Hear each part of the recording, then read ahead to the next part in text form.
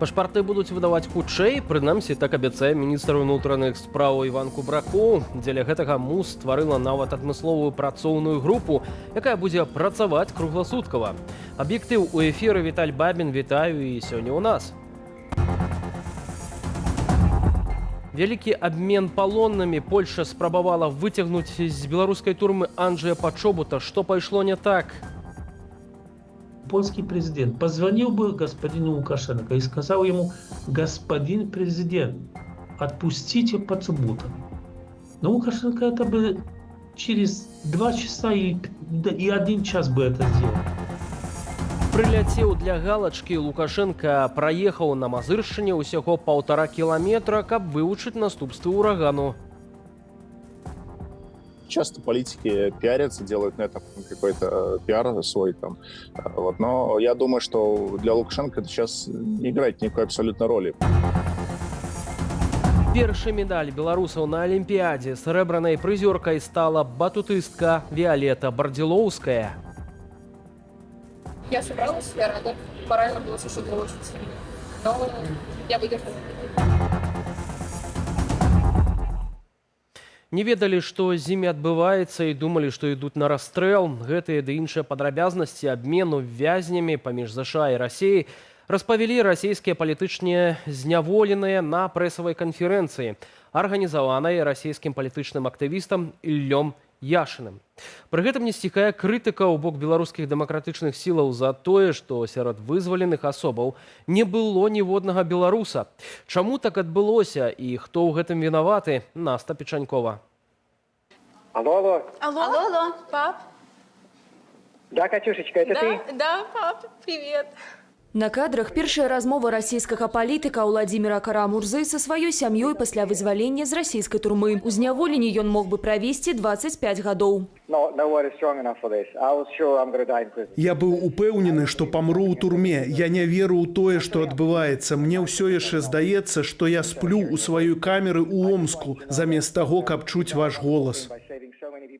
Кара-Мурза стаў адным з 16 вызваленых у выніку абмену вязнямі паміж Масквой і Вашынгтонам. У сваю чаргу Расія атрымала 8 асобаў, сярод якіх афіцэр расійскіх спецслужбаў кілер Вадзім Красікаў. Паводле нямецкага таблоіду «Більд» Пуцін апантана дамагаўся ягонага вызвалення, каб пазбегчы уцечкі інфармацыі. Ёсць падазрэнне, што Красікаў мог адыграць ролю ў прыходзе Пуціна да ўлады. Лічыцца, што ў 1990-е гады ён працаваў на Анатоля Сабчака, да ягонага намесніка, і прымаў захады супраць іхных палітычных апанентаў. Аднак у лютым 2000 года, праз некалькі тыдняў пасля ўступлення Пуціна на пасаду прэзідэнта, Сабчак раптоўна памёр. Кілера і забойцу аддалі Расію замен на грамадзяніна Нямецчыны Рыку Крыгера, асуджанага ў Беларусі на смяротнае пакаранне. Ва ўсіх спісах на абмен ён праходзіць як вызвалены Расіяй. Лукашэнку ж дасталася толькі падзяка ад Масквы за памілаванне асуджанага, якое ў Крамлі назвалі жэстам добрай волі. Нас попросили, мы подключились к этому,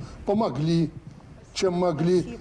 Правда, на этом кто-то авторитет свой, типа президента США, набивает, хоть он к этому не имел никакого отношения. Ему трошки, мне здаецца, зараз крыўдна за гэта, што вось тут такая вялікая падзея для всіх сусветных СМІ, і ён ахвяраваў вот сваім этим ресурсам, этим нямецкім грамадзянінам, асуджаным Беларусі, а его ніхто не заўважыў увогуле его прысутнасці і то, што ён нейкае дачыненне мае да гэтай вялікай міжнароднай угоды і вялікай міжнароднай гульні. Незадаволеным абменам застаўся не толькі дыктатар, але і беларусы. Прынамсі, частка з іх выказала прэтэнзіі дэмакратычным сілам. Маўляў, за 4 гады ў іх не атрымалася надаць значнасці пытанню палітвязняў для заходніх партнёраў. У адказ на крытыку офіс Светланы Ціханаўскай заявіў, што не змог прычыніцца да абмену зняволенымі, бо той праходзіў выключна паміж ЗША і Расіяй. Это сапраўды, скажем, была тэма паміж імі і беларуская тэма. Тут была ў баку, но толькі калі не лічыць гэтага нямецкага грамадзяніна, затрыманага, асуджанага Беларусі, памілаванага, зразумела было адразу, што тут расійская гульня. Все-таки тэма беларускіх палітвязняў, беларускіх закладнікаў рэжыму, яна асобная, яна ў гэты расійска-амерыканскі пакет не ўваходзіць. Крытыку пасля расійска-амерыканскага абмену зазналі і польскія ўлады. Былы міністр унутраных справаў Польшчы Марыюш Камінскі абвінаваціў дзейны ўрад у тым, што тыя перадалі Расіі агента Паўла Рубцова не на выгадных для Польшчы умовах. Перамовы наконт абмену палоннымі паміж Расіяй і Захадам вядуцца не менш за 1,5 года. Як каардынатар спецслужбаў я вёў перамовы з амерыканцамі на гэты конт. Я прапанаваў перадаць расейцам агента ГРУ Паўла Рубцова, арыштаванага намі ў лютым 2022 года пад імём Пабло Гансалеса. Нашай умовай у рамках абмену палоннымі было перадаць Польшы Анджэя Пачобута, асуджанага ў Беларусі на 8 гадоў турмы, і расейца В, які меў карту паляка і быў асуджаны на 12 гадоў лагераў за супрацу з польскімі службамі. Выказванне палітычнага апанента пракаментаваў кіраўнік МЗС Радослав Сікорскі. Ён заявіў, што працэдуры вызвалення беларускіх палітвязняў, у прыватнасці Анджэя Пачобута, адбываюцца, цытата, іншым шляхам. Пры гэтым, на думку польскага палітолага Пётра Касцінскага, Польшча абмежаваная ў сваіх рычагах уздзеяння на мінскі рэжым і Лукашенку. У нас нет, хорошо, что нет, в тюрьмах белорусских шпионов, чтобы мы ему отдали то, чего он хочет, чтобы, например, польское правительство не поддерживало оппозиции белорусской, например, тут господин Латушка и другие оппозиционеры, которые в Варшаве находятся, этого не получится. Тым часам Расія можа вызваліць замежных турмаў яшчэ большую колькасць сваіх грамадзянаў. Што праца ў гэтым кірунку працягваецца, заявіў расійскі пасол у ЗША Анатоль Антонаў. Наста Печанькова, Белсат. Складаная ситуация на памежных пунктах пропуску Беларуси с краинами Евразвязу. Каб выехать из нашей краины, станом на вечер пятницы чакаюць у чарзе близу 3000 транспортовых сродкаў. На мяжы з Літвою вялізныя чэргі, найперш грузавых аўтаў. Найгоршая сітуацыя ў Беняконях, цяжка выехаць таксама на легкавых аўтах, а вось чарга з аўтобусаў адносна невялікая. У Грыгораўшчыне, адзіным дзейным пункце пропуску з Латвіі, грузавыя аўты захраслі надоўга. 355 адзінак чакаюць магчымасці выехаць, пры тым, што прапускная здольнасць гэтага пункту 200 грузавых аўтаў на сотні.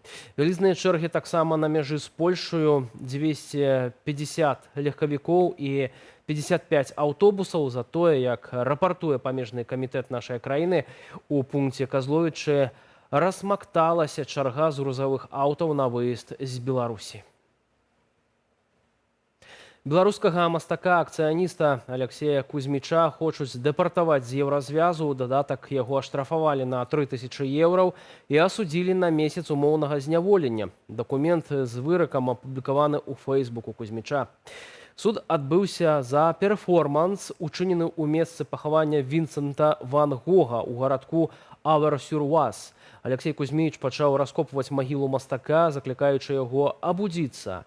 Паліцыя за такія дзеянні змясціла беларуса ў ізалятар, а суд пастанавіў дэпартаваць яго. Як выявілася, Кузьміч не змог паказаць дакументаў, што даюць права на перабыванне ў Францыі і ў Еўразвязе.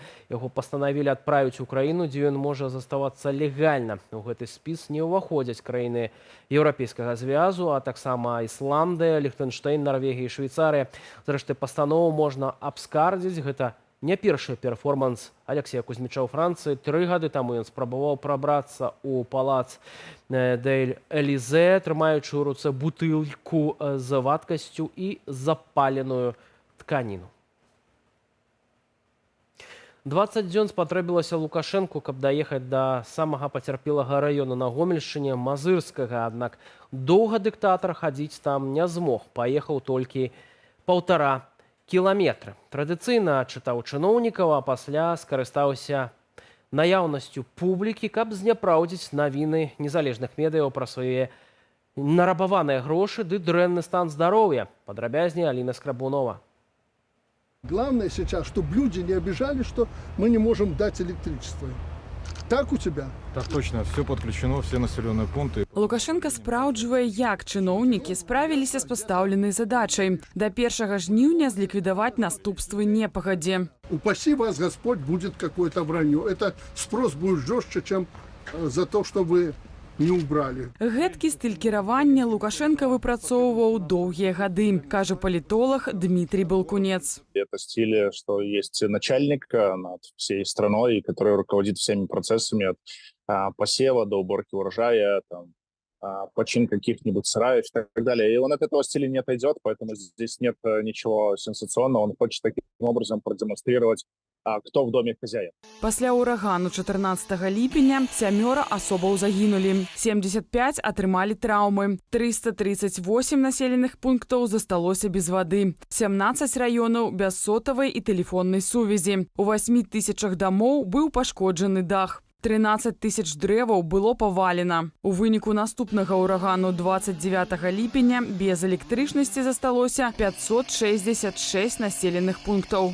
Поврежден детский сад, школа частично. Но все это было восстановлено в первые дни. Прымаць працу чыноўнікаў у ліквідацыі наступстваў непагадзі Лукашенко прыехаў у адзін з найбольш пацярпелых раёнаў – Мазырскі, але толькі праз 20 дзён пасля разгулу стыхіі.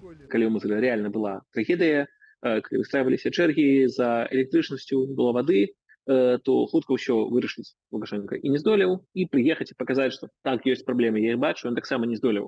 Только гатовы прыехаць ужо у пацёмкінскія вёскі, паглядзець на ўсё гатовенькае праз 3 тыдні. Вось гэта дэманструе ягоны ўзровень палітычнага лідарства. Папярэдне на месцы здарэння Лукашенко высылаў сваіх чыноўнікаў. А, да прыкладу, кіраўнік Паўночнай Карэі Кім Чен Ын уласнаручна ратаваў пацярпелых ад залеваў на мяжы з Кітаем. Если бы он лично появился, может быть, он мешал бы местным службам заниматься ликвидацией последствий, потому что пришлось бы его обслуживать, охранять, перекрывать что-то и так далее. Это, естественно, тоже создает определенные проблемы для тех, кто занимается непосредственно организацией ликвидации последствий.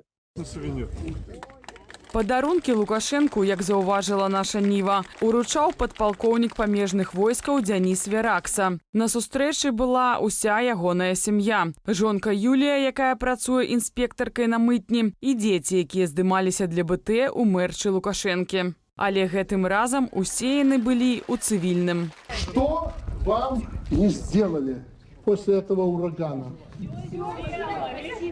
Обманываете. Лукашенко скарыстаўся наяўнасцю публікі і зняпраўдзіў дрэнны стан свайго здароўя, які апошнімі днямі абмяркоўвалі ўсе незалежныя СМІ на падставе няўдалых фотаздымкаў з Пуціным на Валааме. Увага Лукашэнкі да таго, што абмяркоўваецца ў незалежных медыа, падкрэслівае, наколькі сапраўды важныя гэтыя медыа, наколькі за тым, пра што мы размаўляем яшчэ як сошыць у Менску, і як Лукашэнку гэта кранае. Прычым кранае настолькі, што ён пачынае публічна апраўдвацца там, дзе нейкіх апраўданняў, можа, не трэба было, і апраўдвацца досыць слаба. Піяр Лукашэнкі на тэме непагадзі неўзабаве працягнецца. Да 22 жніўня Міністэрства энергетыкі мусіць перавесці населеныя пункты з дызель-генератараў на штатны рэжым электразабеспячэння. Аліна Скрабунова, Белсат.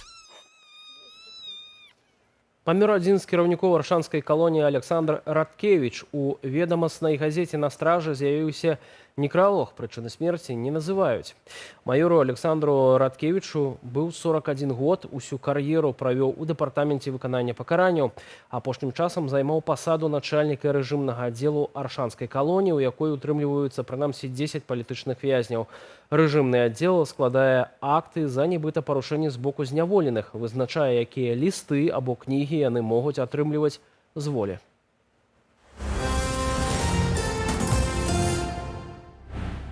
І да навінаў эканомікі, замест мадэрнізацыі прамысловасці грошы беларусаў ідуць стратным прадпрыемствам. Да таго ж лукашэнкаўскі ўрад дае крэдытныя гарантыі праекту беглага дыктатара з Кыргызстану Курманбеку Бакееву. Падрабязней Александр Дегтяроў. Беларусбанк выдасць крэдыт для беларускай нацыянальнай біятэхналагічнай карпорацыі БНБК. Сума больш за 15 мільёнаў рублёў. У выпадку невыплаты грошай іх кампенсуюць бюджэту. Што такі варыянт магчымы, вынікае са словаў Лукашэнкі. Комитет госконтроля, которому было поручено проревизировать серьезнейшим образом ситуацию в БНБК, докладывает, есть существенные недоработки и проблемы. Біятэхналагічную карпарацыю стварылі ў 2016 годзе для вырабу амінакіслотаў і камбікорму. Ініцыятарам стаў Курманбек Бакіев. Былому прэзідэнту Кыргызстану Лукашенко даў прытулак і абарону ад суда на радзіме, як і экс-прэм'еру Кыргызстану Даніяру Усенову. Той і ўзначаліў БНБК. Доля Беларусі ў карпарацыі 25%, а больш за 40% праз офшоры належыць сям'і Бакіевых, высветлілі расследнікі праекту Бюро Медыа. Я размаўляў з крыніцай на БНБК, мне сказали наступнае, што у іх такая была ідэя. Вот зараз мы пабудуем вялізны аграпрамысловы комплекс і будзем прадаваць эту прадукцыю ў Европу. А потым здарылася вайна, а потым здарыліся санкцыі, і ў іх усе гэтыя контрагенты, яны проста перасталі з імі супрацоўнічаць. Згодна з пастановай Савету міністраў, для БНБК даюць 2 крэдыты пад гарантыі ўраду, але адзін з пунктаў дакументу для службовага карыстання, то бок сума і мэты крэдыту засакрэчаныя. Расследнікі Бюро Медыа мяркуюць, што гаворка ідзе пра цыраванне дзірак у бюджэце карпарацыі. Няма дзе зарабляць, карацей, грошы. І раз яны не зарабляюць грошы, то ў іх няма грошай, каб разлічыцца па тых жа крэдытах. І таму дзяржава дае гарантыі. Ну і пакуль бачна тое рэальна, што пакуль это такое фіяска, да, што праект, можна сказаць, праваліўся. Гэта не адзіны выпадак, калі рэжым раздае грошы беларускіх падаткаплатнікаў. Згодна ліпеньскаму загаду Лукашэнкі, бюджэт будзе кампенсаваць адсоткі ў крэдытах расійскім банкам, каб падтрымаць экспарт беларускіх тавараў у гэтую краіну, то бок даплачваць за набыццё беларускай прадукцыі. Ім патрэбна глядзець, рабіць статыстыку, і за кошты гэтага ўсё і працуе. І так гэта нават каб даплаціць прыходзіцца, і гэта ўжо прымушана ўлада нешта рабіць, каб не згубіць гэты рынок расійскі. Таму што рынкаў усё менш і менш. У дакуменце асобна прапісаны падтрымальны механізм для экспарту прадукцыі дзяржаўных Менскага трактарнага заводу і Гомсельмашу. Беларуская эканоміка гэта зомбі. Гэта зомбі, яком нешта пытаюцца зрабіць самі улада, рэжым. Для яго гэта апошні рубеж. Апошні, што падзе, гэта бюджэтная частка, бюджэтныя прадпрыемствы. З афіцыйных звестак дэфіцыт леташняга рэспубліканскага бюджэту склаў больш за 3 мільярды рублёў, а сёлета ўжо не стае амаль 5 мільярдаў. Александр Дегтяров, Белсат. Тым часам у Міністэрстве адукацыі падводзяць першыя вынікі ўступнай кампаніі ў ВНУ. Так сталі вядомыя прозвішчы абітурыентаў, якія паступілі ва ўніверсітэты краіны на бюджэтную форму навучання. Агулам гэта блізу 30 тысяч асобаў, на 2,5 тысячы больш, чым летась. Самы высокі ўступны бал, 395, сёлета быў на 3 спецыяльнасцях. Гэта сусветная эканоміка ў БДУ, стаматалогія ў Беларускім дзяржаўным медычным універсітэце і праграмная інжынерыя ў БДУІР.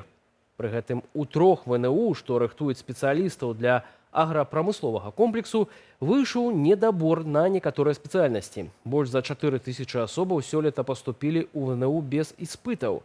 Сярод іх і больш як 300 нядаўніх навучэнцаў профільных класаў, кадэцкіх вучэльняў і ліцэяў пры сілавых вышэйшых навучальных установах. Да навінаў спорту першы медаль беларускіх спартоўцаў на Алімпіядзе ў Парыжы 19гадовая Віолета Бардзілоўская заваявала срэбра ў скоках на батуце. Аднак адным медалём спадзевы беларусаў на гэты дзень не абмяжоўваюцца. Праз лічаныя хвіліны ў фінале мужчынскіх спаборніцтваў батутыстаў за медаль пазмагаецца Іван Літвіновіч. Падрабязней Александра Баразенко. Кваліфікацыйныя спаборніцтвы сярод батутыстак алімпійская дэбютантка 19гадовая Віолета Бардзілоўская скончыла на 2-й пазіцыі, саступіўшы кітаянцы Чу Сюін. У фінале вынік Бардзілоўскай атрымаўся больш сціплым – 56,6, але і гэтага хапіла для заваявання срэбра. Найлепшую сталася брытанка Браяні Пейдж, бронза у канадкі Сафьян Мету. Шансы, конечно, есть всегда, не будут всегда, но с моими мечтами, конечно, не предскажу, как это повернется. Но я собралась, я рада. Морально было совершенно очень сильно. но я выдержу. Меня сейчас просто эмоции переполняют, я даже не знаю связать все потом. Верится, не верится? Не верится. У мужчынскіх спаборніцтвах адмыслоўцы яшчэ да старту Алімпіяды прагназавалі медаль беларусу Івану Літвіновічу. У кваліфікацыі пераможца мінулай Алімпіяды ў Токіо пацвердзіў свой фаварыцкі статус, ды прайшоў у фінал. Лёс алімпійскіх медалёў вызначаецца ў гэтыя хвіліны. А праз гадзіну у алімпійскім басейне пары для дэфанс за медалі ў 200-метровым заплыве на спіне пазмагаюцца жанчыны. Беларуска Настася Шкудрай кваліфікавалася ў фінал з 8-м часам. Пры гэтым на сёлетнім чэмпіянаце свету ў досе на гэтай дыстанцыі 21-гадовая берасцейка заваявала бронзавы медаль. Вялікія стаўкі робяць на алімпійскага чэмпіёна, на Літвіновіча, што ён заваюе медаль. А Шкурдай таксама яна выйшла ў фінал і мае шансы. Ну, я лічу, што, напэўна, дзесьці ў пяцёркі, калі не будзе, гэта для яе будзе вялікі вынік. Таму паглядзім. Што датычыцца ўвогуле шансаў, так яшчэ я лічу, што барцы могуць заваяваць. Таксама сярэбраны прызёр мінулай Алімпіяды, ён мае вялікія шансы на медаль. Напярэдадні гульняў амерыканскае выданне Sports Illustrated спрагназавала беларусам 2 медалі. Срэбра для Літвіновіча і золата для рэкрутаванага ў беларускую зборную расійскага тэквандыста Георгія Гурцыева. Сённяшні поспех Віолетты Бардзілоўскай можа дазволіць беларусам, якія выступаюць на Алімпіядзе ў нейтральным статусе, гэты прагноз перавыканаць. Калі будзе там 1-2 медалі, гэта я лічу, што будзе там вельмі добры вынік для каманды Беларусі, якая паехала ў такім складзе, які ёсць. Але ж цалкам-то спорт ён дэградуе ў Беларусі, нягледзячы на тое, што там забаронілі шмат ліцэнзій, каму ехаць. У камандным медалёвым заліку станам на вечар 2 жніўня лідаруе каманда Кітаю. Спартоўцы паднябеснай прынеслі сваёй краіне ўжо 13 залатых медалёў. У атлетаў ЗША на 4 галоўныя ўзнагароды меней. Аднак найлепшая колькасць трапляняў на п'едэстал. Замыкае тройку лідараў медалёвага заліку каманда Вялікай Брытаніі.